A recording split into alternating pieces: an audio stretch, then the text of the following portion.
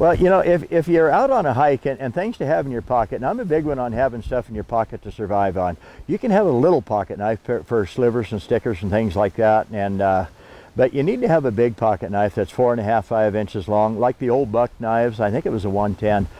They're very durable, they're tough, they're sturdy, and but you need something to make a fire with. I take the hand sanitizer.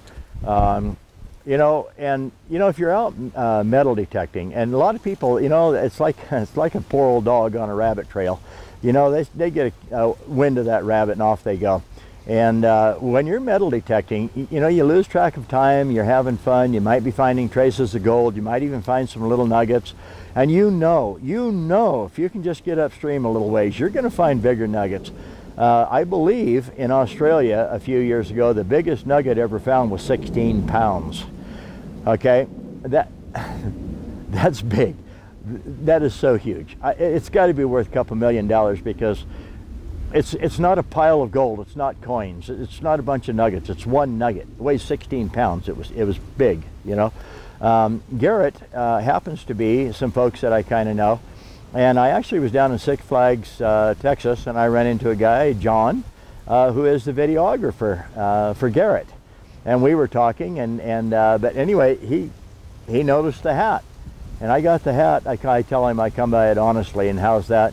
Well, I drove from Cheyenne, Wyoming, all the way to Kennewick, Washington, to go to a metal detector hunt, just so I could be involved and watch and look, and I bought a metal detector, and it wasn't a Garrett, but it's probably going to be one of these days.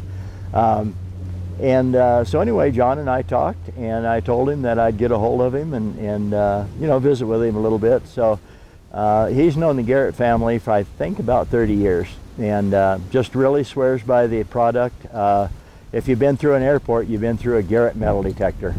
And so they're big, they're little, they're very personal, you know, metal detectors for finding coins and jewelry and stuff like that. And then they make the big detectors, you know, for buildings.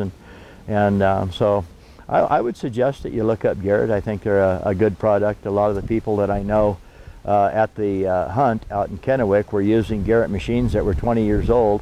They looked very, very unsophisticated. They looked very old. They were a little on the bulky side.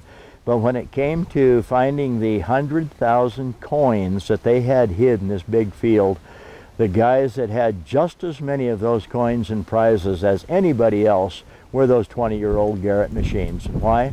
They learned to listen to the beeps.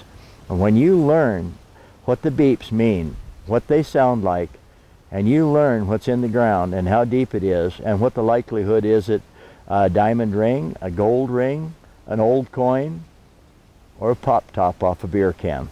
That's important, because you don't dig up the pop tops.